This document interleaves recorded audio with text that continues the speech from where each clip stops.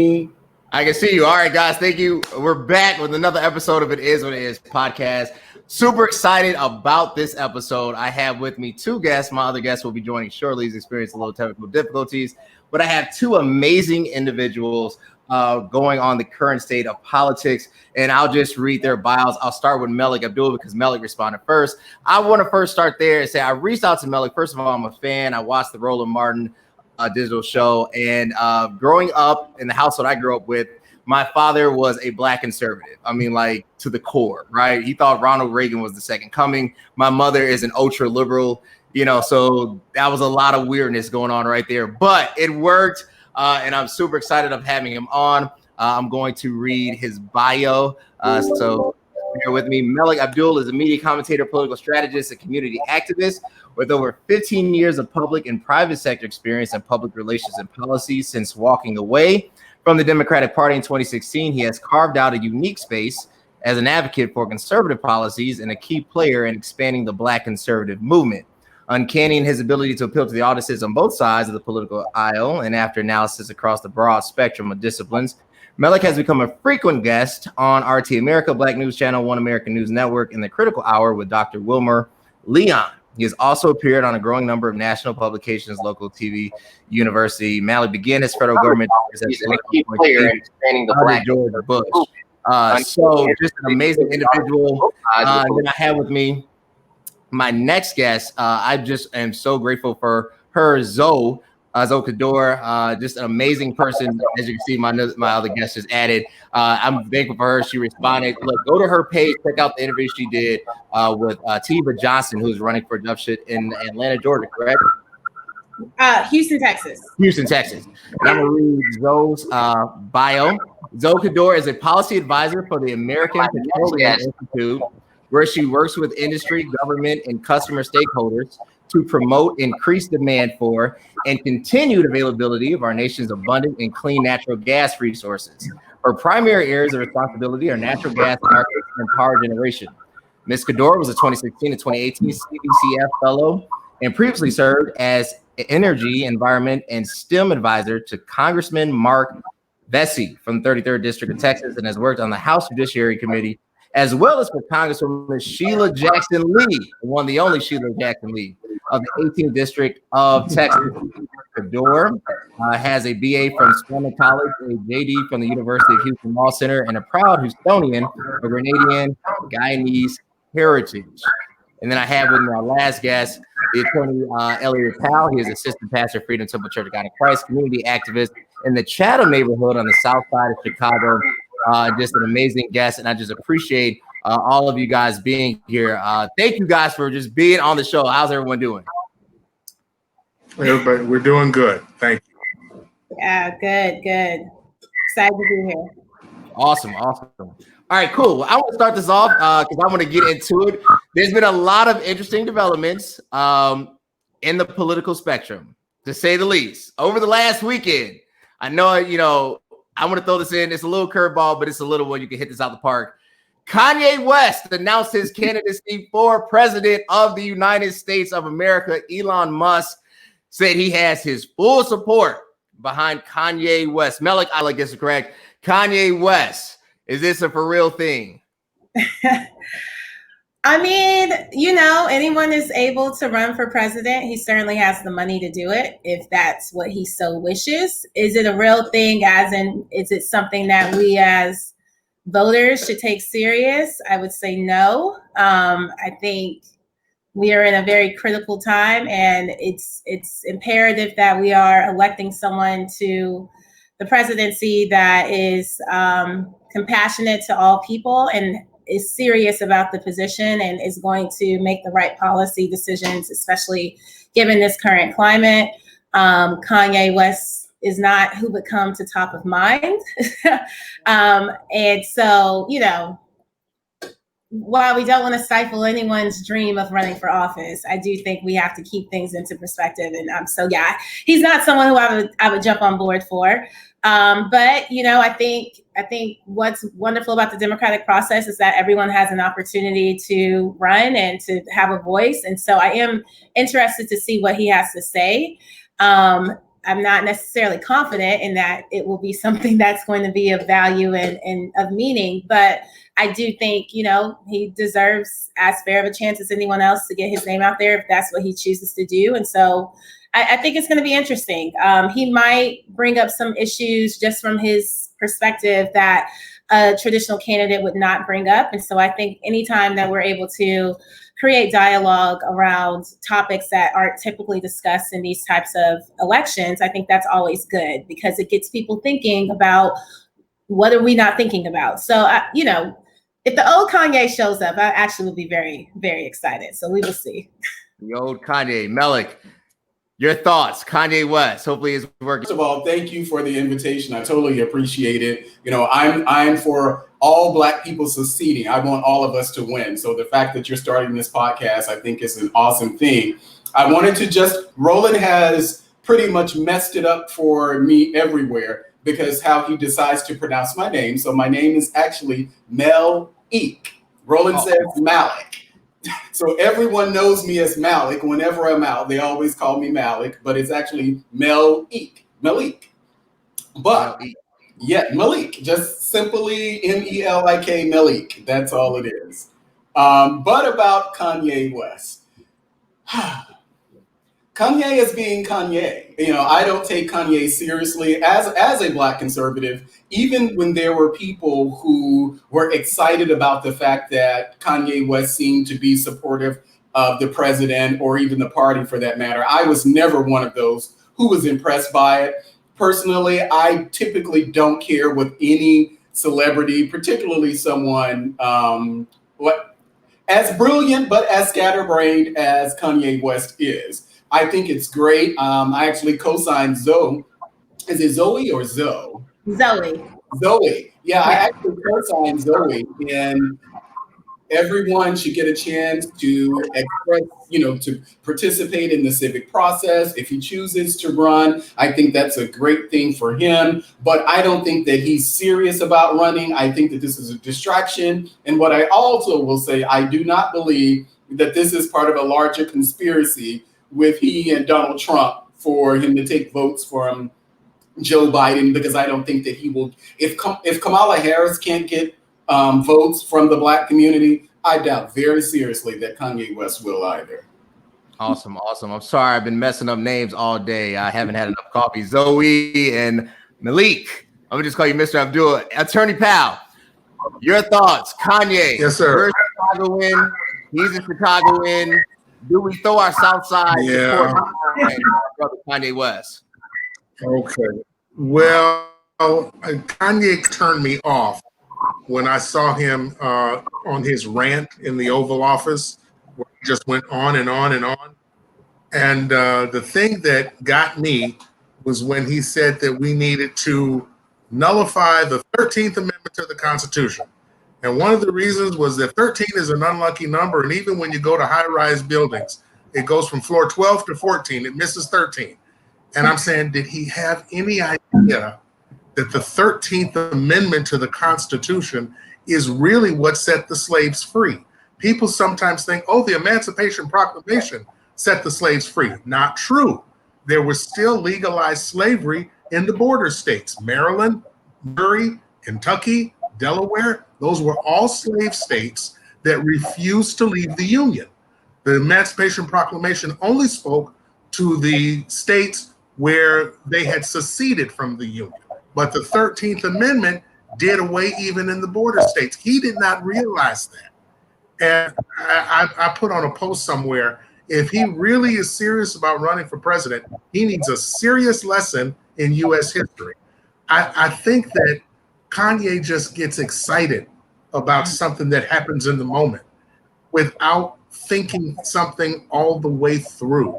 So, I mean, when you go through the presidency or run for the presidency, there's all types of arrows and daggers and everything that gets thrown. Ask Barack Obama.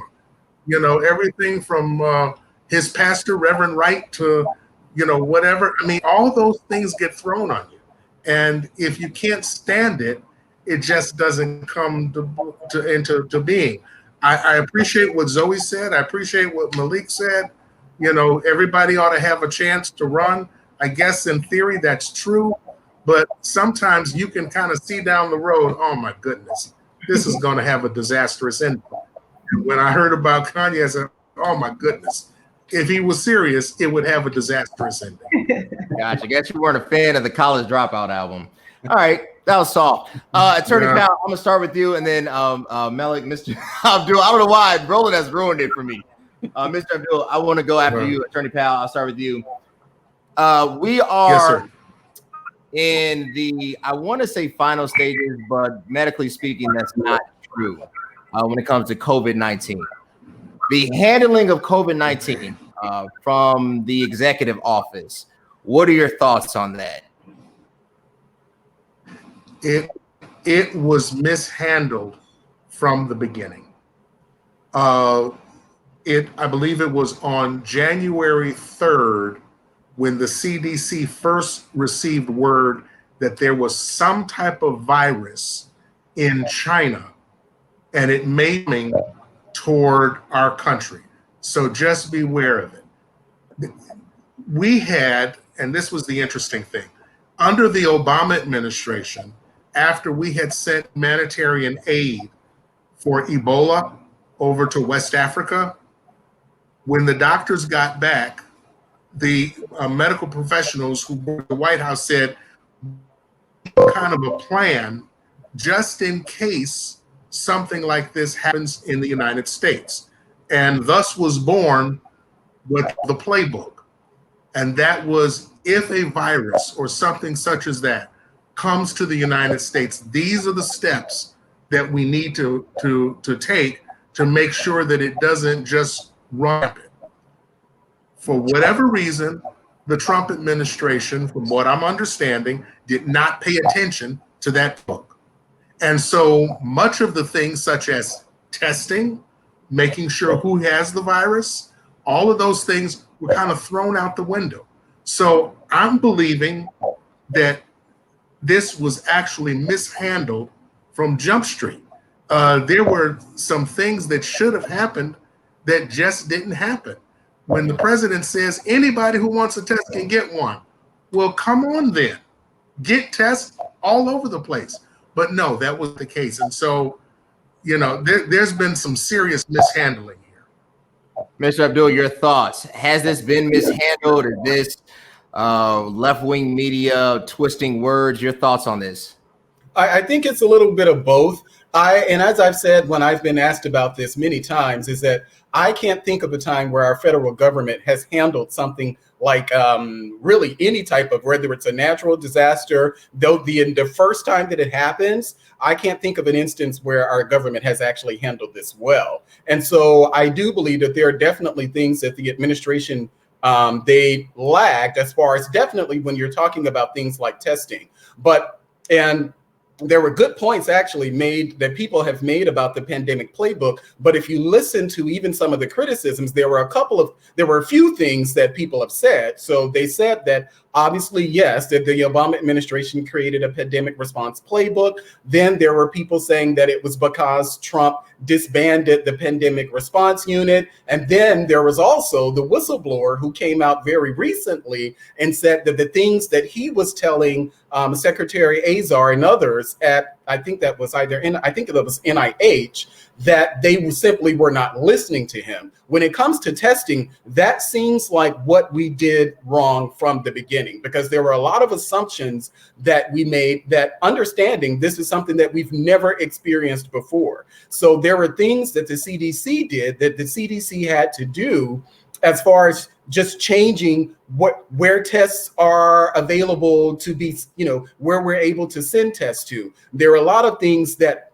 did really, and I know it sounds crazy, but there was a lot of red tape that the federal government should have cleared in advance of that. There were things that we knew definitely early on about that there was an existence of a virus by January 3rd. And so the attorney is definitely right about that, but we didn't find out that there was human to human transmission until I think a couple of weeks after that. But sure, there were definitely things that the administration, really, as all administrations, you can go back in history, that the administration should have done right.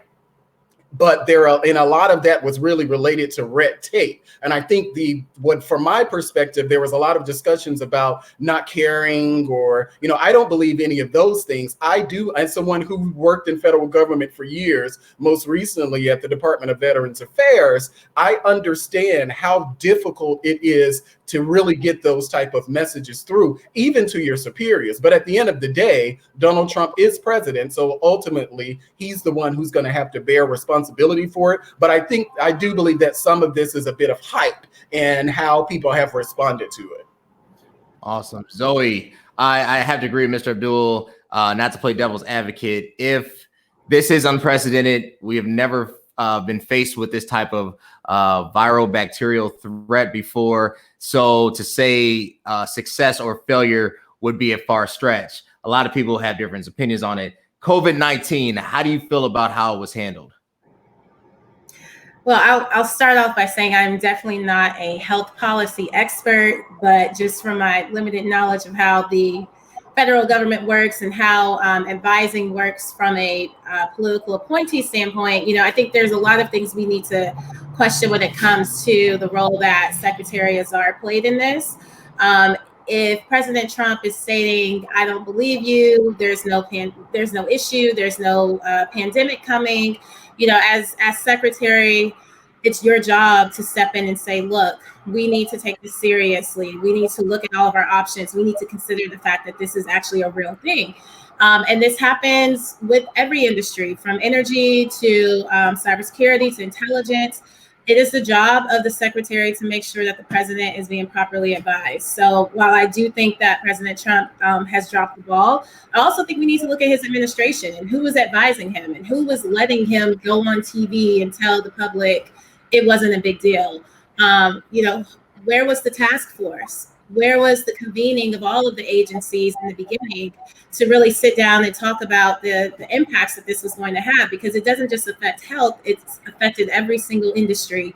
It's affected our economy, and then it trickles down to the states. And so there was a lack of coordination within the federal government in terms of properly addressing this issue and planning for it. And it's something that you have to always keep in mind. What happens if we have a global health crisis? What do we do? How do we respond? And there just seems to have been no thought behind that. It's like we never anticipated it happening. And when you're running a country as large as the United States of America, you have to anticipate the worst.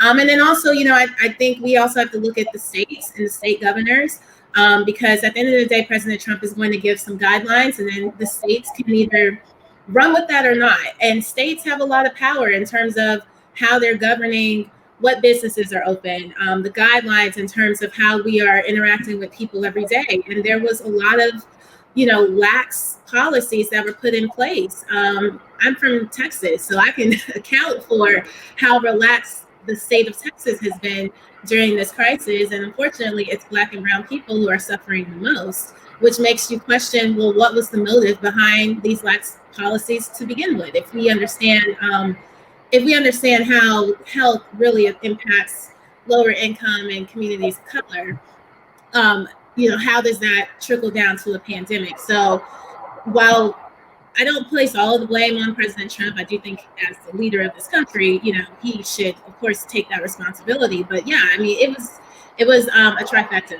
And it was multiple people from the states to the federal government, to the agencies, to the White House that are really going to be the ones who we're going to be pointing the blame at a year from now.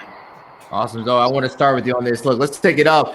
So we understand the impact from a health standpoint of COVID-19.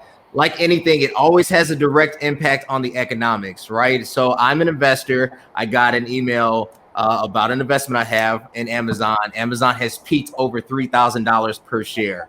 The old adage goes that when there's blood on the street, buy property. And as sad and sadistic as that sounds, there is truth to that. What economic policies need to be implemented when we think about the economic disparity that is just across the board, right? What is the first thing, whoever gets elected come January, 1, 2021, what is the first thing economically? Is it universal basic income? Is it the elimination of student loans? What needs to happen economically for the country to go forward?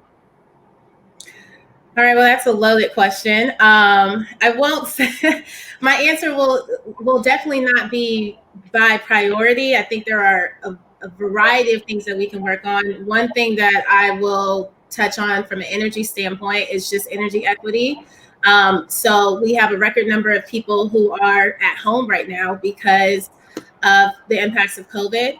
And everyone is having to rely on being able to have air conditioning to heat their homes during the summer, being able to cook their food, being able to turn on the electricity, have access to internet.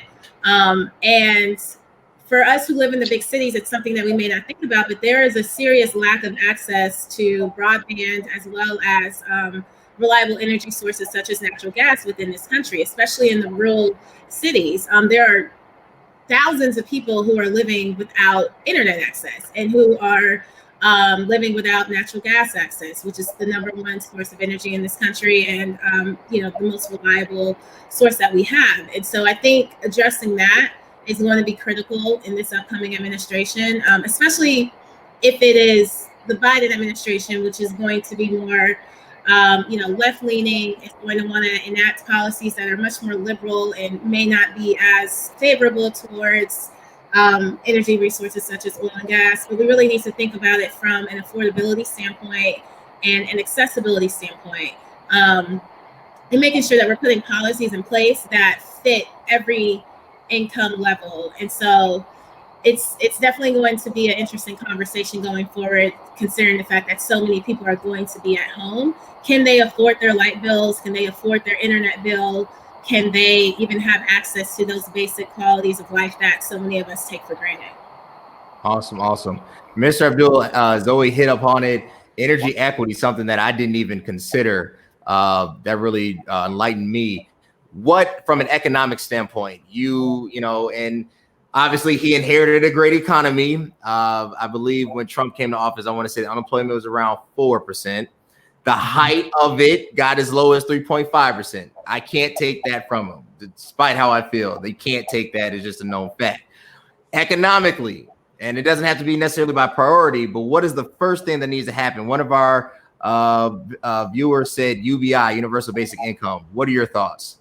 Well, I'm not for universal basic income, but before we even get to the next administration, we have to dig ourselves out of the economic crisis that we're in. And so there are several things that the administration and even Congress, for that matter, have been focused on. But I think for me, and just talking to friends, one of the big things is definitely trying to really rebuild our Black businesses that have been lost. Now, there are people who have, as far as these loans are concerned and who has access to the loans, because we see a lot of conversations about this company getting it versus this company not deserving it, and X number of Black businesses are not able to get the funds. But that is, and this is something that I had a conversation on, it was with John Hope Bryant on Roland's show, to be exact, where he talked about that there are definitely Black people who actually benefited from the PPP loans.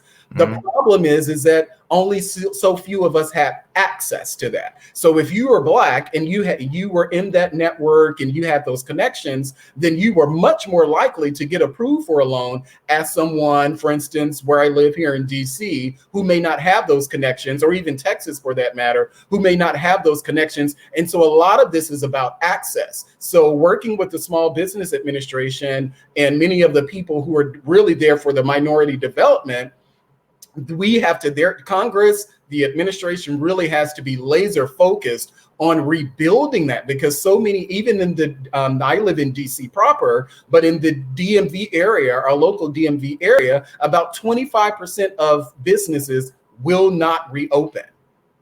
And that's 25% of the businesses will not be reopened. So that's not just your, that your minority-owned businesses, as far as Black people, Hispanics, Asians, white Americans, all across the board, businesses are not open. So I think one of the things definitely has to be, how do we rebuild the Black business footprint? And also, in addition to that, what can we do to help those companies who were affected, who are still open? But there are a lot of these companies that are out there, and I don't want to just take the focus away from regular citizens like me, but there's a lot of help that we're going to have to give our businesses who not just lost income because there weren't people working, but our government, our Congress, they were saying, hold off on those mortgages, hold off on those late bills. Don't press them for, paying rent. There are a lot of things that our businesses have had to endure. And I think that's definitely one of a focus where I would have, what can we do to help build up our businesses who've lost so much, where many of us work? Awesome. Attorney Powell has agreed, Mr. Abdul. What can we do to build up our Black business footprint? Economically, where do we start? You and me, we're Chicagoans, right? The South Side looks like a war zone, and that's just being honest, right? Yeah, it did.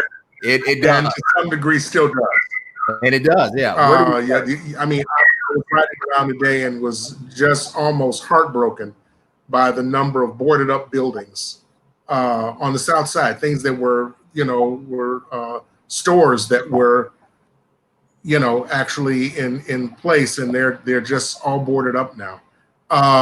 I think that Melik and Zoe have spoken very well to their points. And Melik, I know you're conservative. And Zoe, are you a conservative also? Zoe, I don't know whether she's a conservative or Democrat. Okay. Well, at the risk of sounding like Bernie Sanders, one of the things that I think we have to look at is healthcare, because in the midst of the pandemic, how many people don't have healthcare? And, one of the things that Bernie kept saying when he was running is so many people are going to have to declare bankruptcy because they are, 2 steps away because of a medical emergency from not having, not having anything to come with. And one thing that has upset me about the Trump administration is that they want Obamacare totally annihilated. Okay, that's his desire. I would be all right with that if you had a replacement, but no, the Republicans, I call them, well, I won't tell you what I call them. It's they just don't have any guts. Okay, you can say the here Republicans, it is. There's no censorship on this show. No. I call them gutless wonders. The gutless wonders, who are in majority, that have not presented not one piece of proposed legislation when it comes to healthcare. So what are the American people supposed to do? I mean, this is it's unthinkable. But I think that as we think about economics, we cannot leave healthcare out. So now today there was a Supreme Court ruling regarding whether a woman's contraceptive things like pills and all of that had to be put onto her employer. And I think that the court, and I was surprised, it was a 7-2 decision that basically said, no, she doesn't have to have her employer to pay for contraception. Okay, so then the commentators were asking the beginning of the whittling away of Obamacare. Well, we don't know. So we'll have to stay tuned for that situation. But if Biden wins, knowing that he was an integral part of the Affordable Care Act, I see where he won't at least come up with some type of alternative for the American people when it comes to healthcare. But what I'm saying is that as we're thinking of economics, healthcare is a major concern when it comes to the economy. Awesome. 2 more questions, and I know we got to get you guys going. I know you're on a time constraint. If you're like me, the Church of God in Christ has decided to open back up. So now my whole calendar is botched. So I want to talk about voting reform. Attorney Powell, I'm going to start with you. I don't live in Georgia, but what I saw during the Stacey Abrams, Brian Kemp election was disgusting. It was poll taxing, and that's the best way to say it. What does voting reform look like? Shouldn't I be in 2020 at a point where I can log on to an app, submit my credentials, and just vote? What does voting reform look like? Well, I think, Cody, voting reform looks something like that. But before you can even get to a situation where you can register by just getting an app on your phone, we've got to have those in public office who think like that. So maybe Zoe and maybe Melik will run for public office, and maybe they'll bring to the Congress floor those things that need to be done. Was it in the state of Kentucky recently in their primary where there were so many polling places that had been closed that I think it was something like 40% of the African Americans in Louisville, Kentucky, had to go to one polling place. That's unreal. But that was something that was done. Of course, the Supreme Court some years ago started whittling away at the Voting Rights Act of 1965. And the Voting Rights Act of 1965 was actually to ensure that minorities and African Americans particularly had those mechanisms in place where they could go and vote and do so without too much of a problem. Well, the Supreme Court said, well, we don't really need that anymore. So we don't have to have all of those protections that were available to African Americans in 1965. So, there's going to be, if Biden comes in, I'm just saying, if Biden comes in and he has a Democratic House and a Democratic Senate, there's some significant things he's going to have to concentrate on in his first 2 years. And I think voting rights is one of those things. So, I just hope that we can get those things done. Awesome. Future Senator Abdul, one of the audience members, said Jared has stated election day, paper ballot backup, automatic vote registration, voter reform. What does that look like? Well, I will say this, as a resident of the District of Columbia, we have one non-voting member of Congress, so we don't have senators here. But what I think one of the things that's easy to do is automatic registration. Now, the problem is that then if you automatically register people at the time that they're 18 years old, then are you registering them as, I would assume, because the best thing to do is to register them as a non-party affiliated voter. Is that possible in states? I don't know what the restrictions are there, but I'm sure that's something that will be an obvious question, because if you're automatically registering people to vote, then you're automatically registering them to be non-party affiliated. I would assume that would make sense to me, but I would definitely be in support of something like that. What we saw during this COVID crisis, DC is actually one of the states. So there was DC, there was Georgia, and there was also Kentucky, who had primary elections after COVID hit. And so we saw DC was the first city. What happened in the District of Columbia was terrible. And you had the Black Lives Matter activists and many others calling out our mayor for voter suppression, because I know in the ward where I live, out of the 20 or so precincts that are typically open, there were 3 that were open on primary day. I don't consider that voter suppression, but what I do know is that the Bipartisan Justice Center came out with a report talking about the sheer difficulty in doing all mail-in voting during a pandemic, because there are so many considerations that you have to take into account. I think that, again, things like, automatic voter registration, I think that we can do a better job of even engaging as a conservative. There are things that we can do to do a better job in registering people to vote, to get people really civically engaged. I think part of the problem is that it gets to a Democrat versus a Republican thing. I think that we should expand opportunities for everyone to vote, but I will mess with you on this point. I would be fine with maybe some sort of online verification where you're able to vote, But then that's essentially the argument. Well, that's the opposite of the argument that people have been making against why we don't show our ID when we go to the polls. So I think that there are a lot of different things that we can do. Will we do it? I don't know. Gotcha. Future President Zoe. Voter reform, voting reform. I can't just log on to my app next to my iTunes, put in my Google password, and just select who I want to vote for. What does that look like? Yeah, I mean, so I agree with everything that's been said.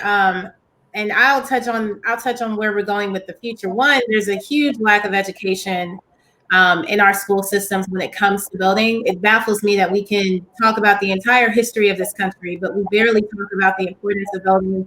And it's just not instilled in students from an early age that voting is it's a civic right, but it's also a civic duty. If you're excited to drive a car at 16, you should be excited to vote at 18. And so we have to do a better job of educating everyone about the importance of voting. The second point is we really need to start thinking broadly about what voting looks like in this country. To your point, why can't we go onto an app and vote? I mean, if I can verify my bank account and my information so I can log onto my bank account or pay my taxes, surely I can verify my information enough to be able to vote. If that means that y'all are sending us out a PIN, we have to sign up through a system. I mean, it can be done. It's just a matter of who's willing to make it happen. And so we're kind of living in the Stone Ages when it comes to voting. And we're seeing this during COVID. Why do I have to stand outside in a line for 7 hours and risk my health to cast a vote? And how is that deterring people who may have to go to work, or they have children at home, or they just don't want to stand outside for 7 hours? That's not encouraging people to vote. That's just making them look at this as a process that was not created for everyone. And unfortunately, it's in our communities where we see the least amount of polling locations, where we see the worst conditions. We don't have a roof over our heads in terms of if it's raining. There's no food nearby if it's a hot summer day. So we really do need to be innovative. And I mean, I'm a millennial, but this next generation that's coming up, they're not going to be enthusiastic about standing in line. So yes, I think the person who can come up with an app or with a website or something, I think we have enough capable minds in this country to develop a way for us to more expeditiously and more from a technological standpoint, make voting just more accessible and easier for everyone. Awesome. I agree with everyone. I mean, I get hit up all the time for my student loans, even when I change my number. So I know you can create an app. They even find my burner accounts on Instagram and DM me. So I know it's possible. Last question. I'm going to start with you, Zoe. Obviously, people have the right to vote for whoever. I would never, ever take away somebody's choice. But when the American citizen comes or goes to the polls this November, what is at stake? What should be on the forefront of their mind? Not party ideology, not, whatever, because we got a lot of unhappy campers with either side, right? What should be the main focus for this coming election? I think just general compassion for human life. We can argue back and forth about what makes someone qualified to be president.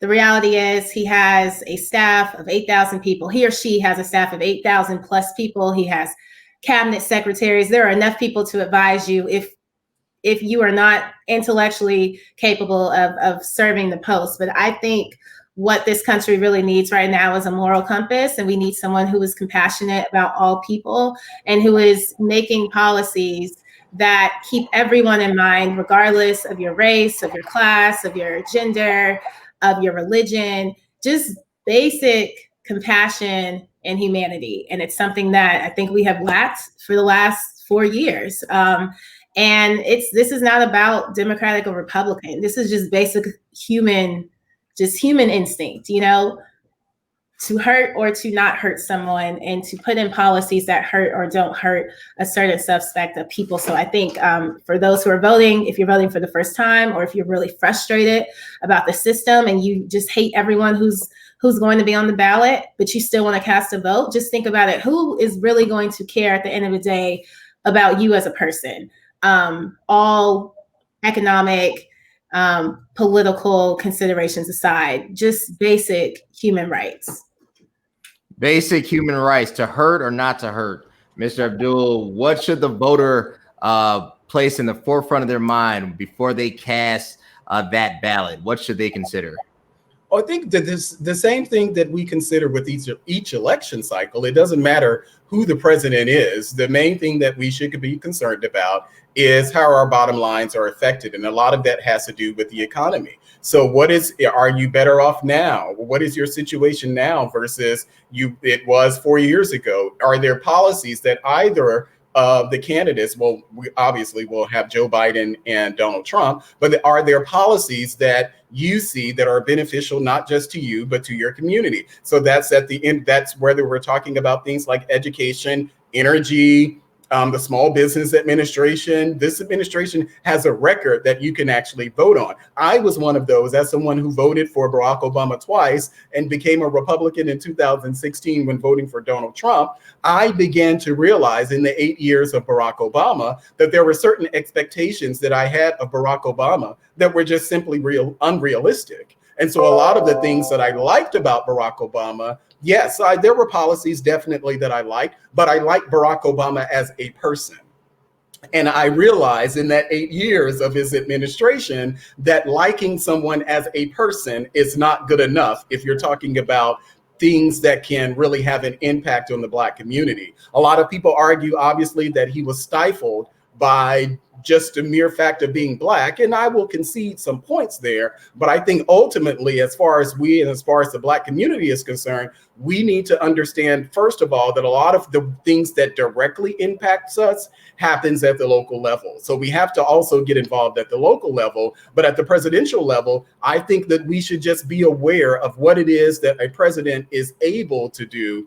And there are people definitely who will not support Donald Trump because they take umbrage at his personality. And I totally agree with that. But again, I learned in that 8 years of Barack Obama that having a pastor as a president is great. It makes you feel great, but it doesn't necessarily change what's happening on the ground. Feelings need to change. People need to change. And presidents, unfortunately, have not historically been able to do that as far as moving the country.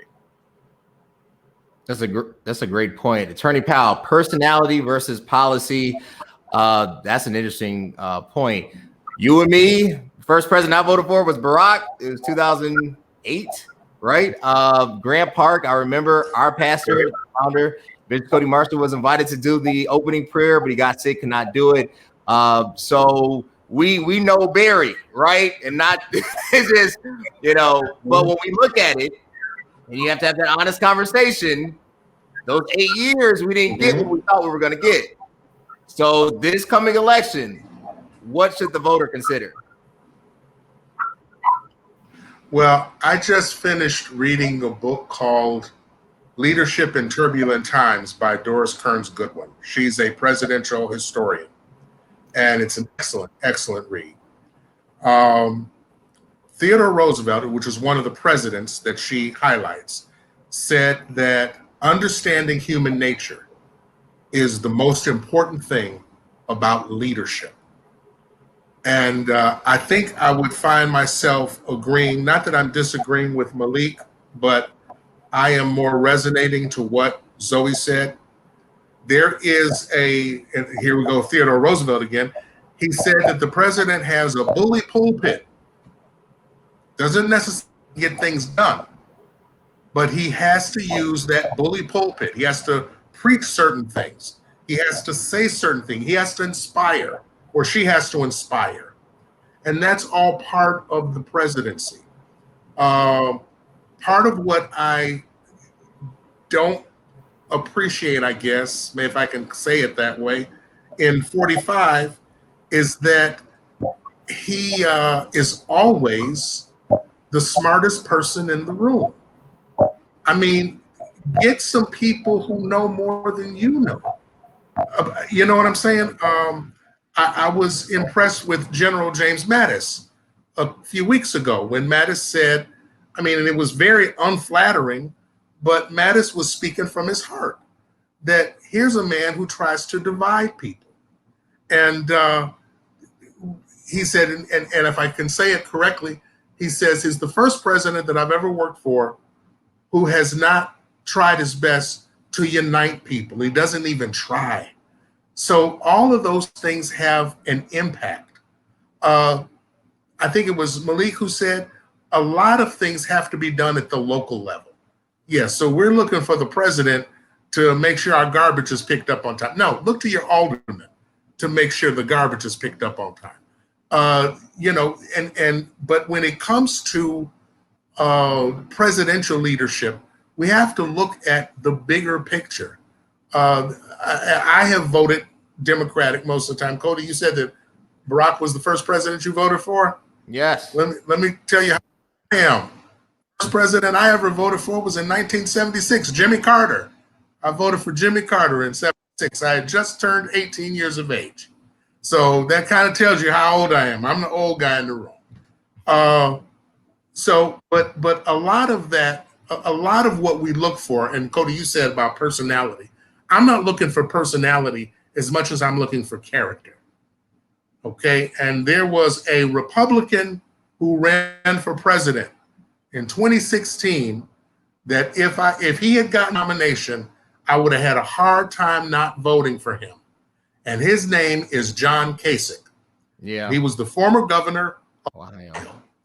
And I love about Kasich is that he is a man of integrity, and he is a man of character, and he is a man of compassion.